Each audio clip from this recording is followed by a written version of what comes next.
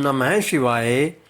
त्रिपुर सहित उनके स्वामियों के वध की प्रार्थना। छठवां अध्याय, पंचम खंड, श्री रुद्र संहिता, श्री शिव महापुराण। व्यास जी ने पूछा, हे सनत कुमार जी, जब उन त्रिपुर स्वामियों की बुद्धि उनकी प्रजा सहित मोहित हो गई, तब क्या हुआ? कौन सी घटना घटी? प्रभु, कृपा कर इस विषय में मेरे ज्ञान को बढ़ाइए। तब व्यास जी के प्रश्न का उत्तर देते हुए सनत कुमार जी बोले, हे महर्षि, जब उन तीनों पुरों का मुख पूर्व दिशा की ओर हो गया और ताराक्ष, कमलाक्ष और विद्युन्माली नामक दैत्यों ने भगवान शिव का पूजन और अर्चन छोड़ दिया, तब उनके राज्य में चारों ओर दुराचार फैल गया। उस समय भगवान विष्णु और ब्रह्मा जी सभी देवताओं के साथ भगवान शिव की स्तुति करने कैलाश पर्वत पर गए। वहां पहुंचकर उन्होंने शिव जी को साष्टांग प्रणाम किया। तत्पश्चात देवता बोले, हे देवाधिदेव, हे करुणानिधान, आप सभी जीवों के आत्म स्वरूप कल्याण करने वाले और अपने भक्तों की पीड़ा हरने वाले हैं। गले में नीला चिन्ह होने के कारण आप नीलकंठ कहलाते हैं। हम हाथ जोड़कर आपको प्रणाम करते हैं। आप सब प्राणियों एवं देवताओं के लिए वंदनीय हैं तथा सबकी बाधाओं और विपत्तियों को दूर करते हैं। हे भगवान, आप ही रजोगुण, सतोगुण और तमोगुण के आश्रय से ब्रह्मा, विष्णु और महेश के अवतार धर कर जगत की सृष्टि, पालन और संहार करते हैं। आप ही अपने भक्तों को इस भवसागर से पार कराने वाले हैं। वेद आपके पर ब्रह्म स्वरूप और तत्व रूप का वर्णन करते हैं। आप सर्वव्यापी, सर्वात्मा और इन तीनों लोकों के अधिपति हैं। आप सूर्य से भी अधिक तेजस्वी और दीप्तिमान हैं। हम आपको नमस्कार करते हैं। आप ही इस प्रकृति के प्रवर्तक हैं तथा सब प्राणियों के शरीर में रहते हैं। ऐसे परमेश्वर को हम प्रणाम करते हैं। हे शिव, शंभु, ताराक्ष, कमलाक्ष और विद्युन्माली नामक त्रिपुर स्वामियों ने हम देवताओं को अनेकों प्रकार से परेशान कर प्रताड़ित किया है।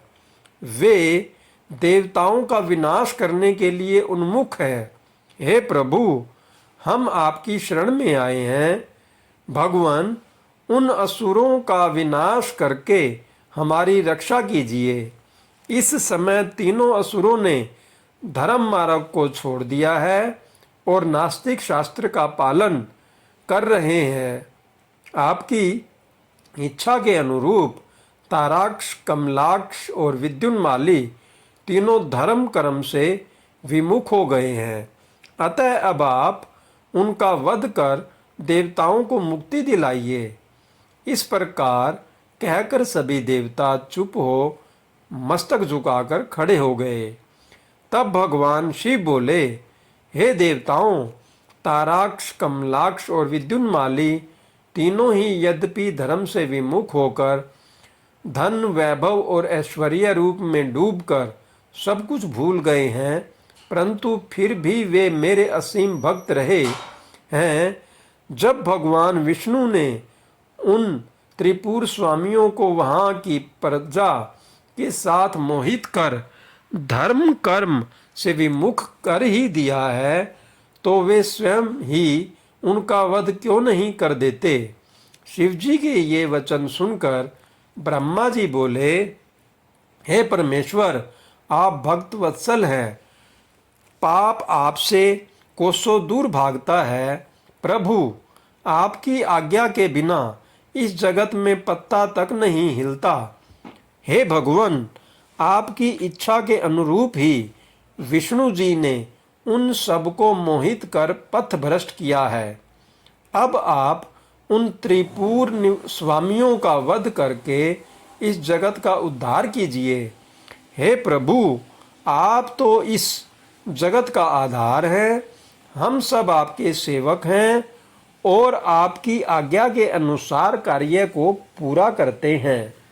आप सम्राट और हम आपकी प्रजा हैं। ब्रह्मा जी के इन वचनों को सुनकर भगवान शिव प्रसन्न होकर बोले, हे ब्रह्मांड, आप मुझे देवताओं का सम्राट कह रहे हैं, पर आप ऐसा कैसे कह सकते हैं, जबकि आप जानते हैं कि मेरे पास न तो कोई दिव्य रथ है और न ही कोई सारथी है। फिर भला मैं कैसे उन सर्व सुविधा संपन्न त्रिपुर स्वामियों को युद्ध में परास्त कर पाऊंगा। मेरे पास तो धनुष भी नहीं है जिससे मैं उन दैत्यों का वध कर सकूं। भगवान शिव के ये कहते ही सब देवता प्रसन्न हो गए।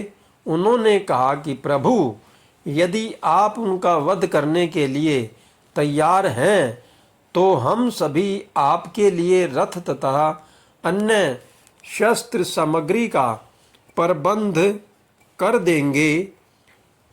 ओम नमः शिवाय। हर हर महादेव। जय शिव।